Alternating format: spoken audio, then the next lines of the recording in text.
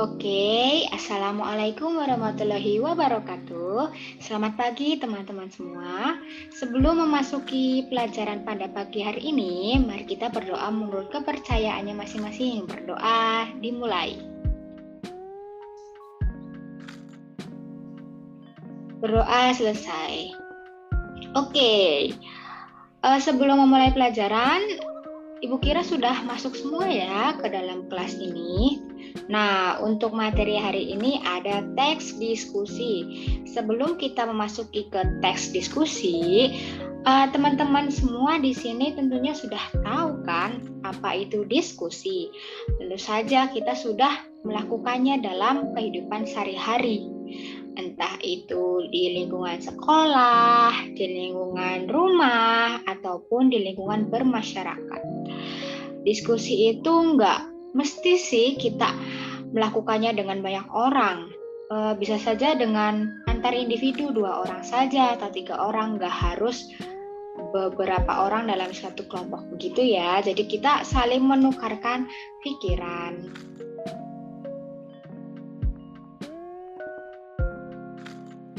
Nah, di sini ada gambar beberapa anak ya, ada 4 anak sedang berdiskusi tentang suatu persoalan atau permasalahan yang menjadi pro dan kontra dalam sebuah argumen ya. Jadi mereka saling memberikan atau mencurahkan argumen mereka atau opini atau pendapat mereka masing-masing dalam suatu forum. Gitu. Jadi mereka ada yang berpendapat tentang pro atau mendukung dan kontra atau menolak. Seperti itu teman-teman semua. Nah, sebelum kita memasuki ke pembahasan selanjutnya, di sini Ibu ada salah satu video diskusi yang mereka sedang berdiskusi. Untuk itu, kita menyimaknya ya dengan baik-baik agar bisa memahami pembelajaran tentang teks diskusi. Berikut videonya.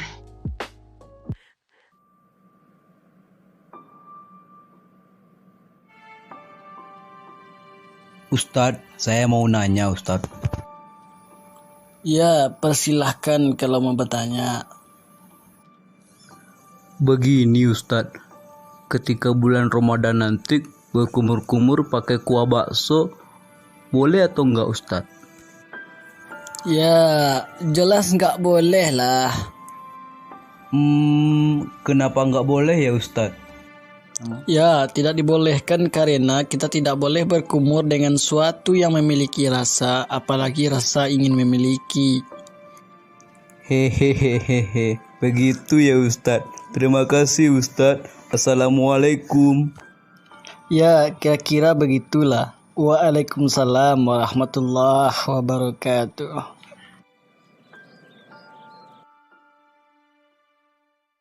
Oke, seperti itu ya teman-teman untuk videonya. Selanjutnya, mari kita ke pembahasan tentang teks diskusi selanjutnya.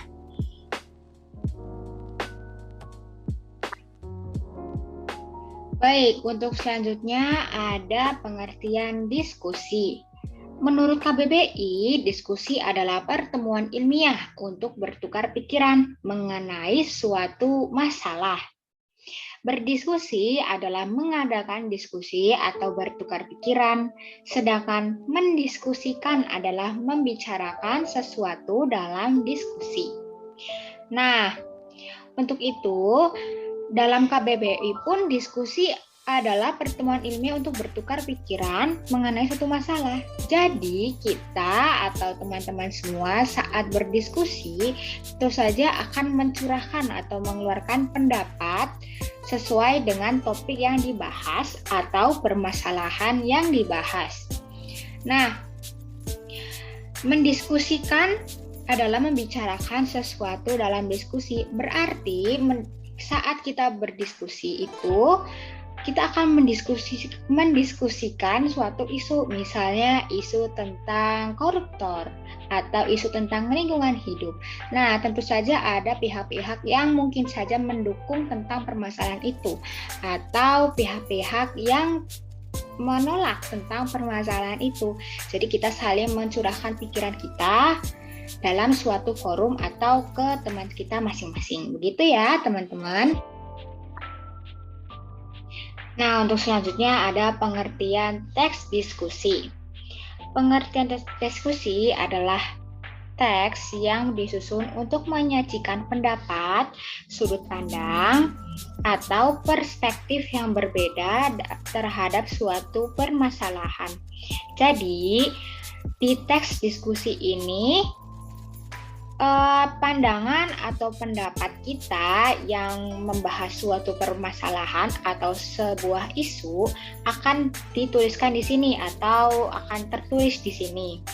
Nah, jadi kita sebagai pembaca bisa dapat memahami dengan lebih baik tentang argumen atau pendapat dari seseorang atau beberapa orang yang menganggap suatu hal itu sebagai pro atau kontra. Nah, teks diskusi ini memiliki struktur-strukturnya atau memiliki beberapa bagian agar pembaca juga dapat lebih memahami tentang teks diskusi. Untuk itu, mari kita ke slide selanjutnya. Nah, untuk selanjutnya ada tujuan teks diskusi. Materi ini kita sudah menyenggol-nyenggol ya di slide sebelumnya. Nah, untuk itu di sini ada teks diskusi memiliki tujuan untuk menyampaikan pendapat pada pembahasan suatu isu sampai mendapat kesepakatan dari kedua pihak yang berdiskusi. Menguji bukti, sistem, nilai, opini, dan respon dari suatu permasalahan. Jadi, tujuan teks diskusi yakni untuk mencurahkan pendapat atau pembahasan suatu isu sampai mendapat kesepakatan. Jadi ini kita mencurahkan, oh ini pendapat mendukungnya seperti ini, pendapat menentang atau kontranya seperti ini, lalu kita akan mencari kesepakatannya. Jadi kesepakatannya ini agar kedua belah pihak atau pihak yang berpendapat pro atau yang berpendapat kontra dapat sama-sama enak nih tujuannya kesepakatannya ini gitu. Nah, teks ini juga bertujuan untuk membuktikan bukti atau sistem, nilai, opini, dan respon dari suatu permasalahan. Jadi dalam berdiskusi itu kita kan saling menguatkan pendapat ya atau argumen. Jadi kita sudah mengetahui, oh ini buktinya ini untuk menguatkan argumen, baik itu argumen pro atau argumen kontra. Seperti itu teman-teman. Pertama ada isu atau struktur isu, terus ada argumen menentang dan argumen pendukung serta simpulan. Jadi di struktur yang pertama yakni isu, penulis atau kreator penulisan ini menunjukkan isu atau permasalahan yang akan dibahas di dalam suatu teks. Jadi misalnya ada isu tentang pembakaran liar atau lingkungan atau koruptor. Nah, penulis akan mencurahkannya di struktur bagian isu. Selanjutnya ada struktur argumen menentang. Jadi di bagian ini penulis atau kreator akan menuliskan argumen yang menentang tentang isu ini, isu yang sudah disajikan sebelumnya. Nah, dan selanjutnya juga ada argumen pendukung. Jadi penulis juga akan menuliskan argumen pendukungnya apa aja nih yang bisa menunjang atau mendukung isu yang disajikan. Lalu ada simpulan. Nah, simpulan ini akan berisikan tentang simpulan dari suatu permasalahan atau isu ini. Gitu, teman-teman.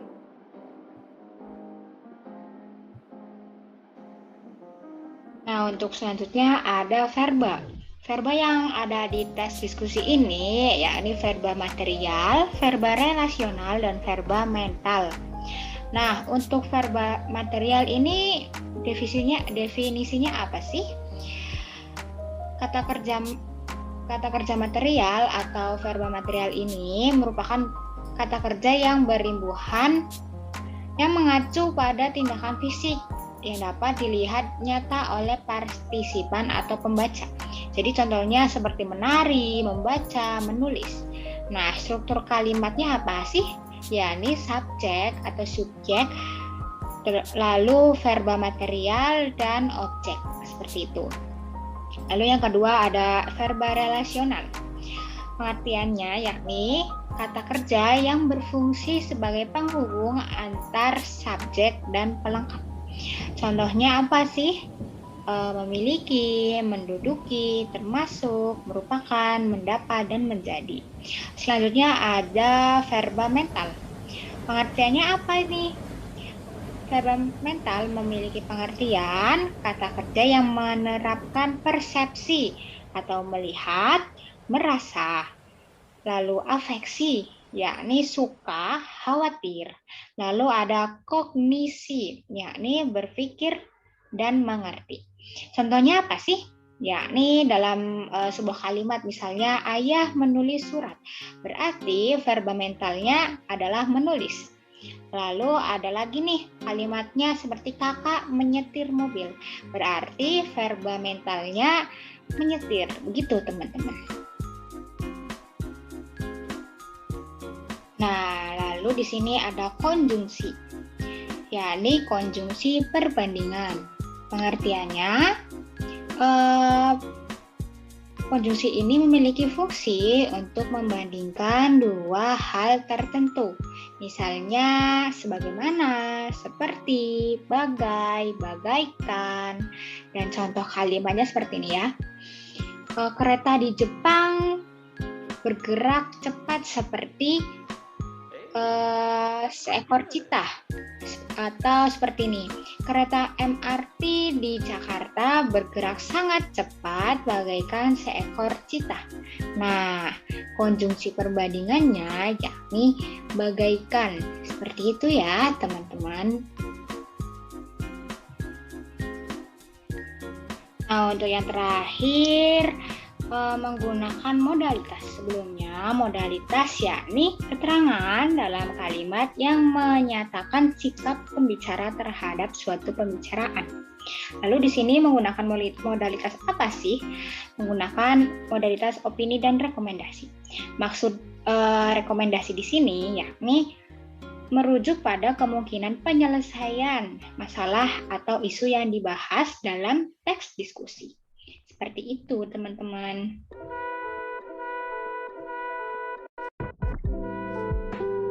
Nah, untuk yang terakhir ada simpulan dari pembahasan kita pada pagi hari ini ya, teman-teman. Jadi simpulannya yakni pengertian teks diskusi adalah teks yang disusun untuk menyajikan pendapat, sudut pandang, atau perspektif yang berbeda terhadap suatu permasalahan. Lalu ada ciri-ciri dari teks diskusi.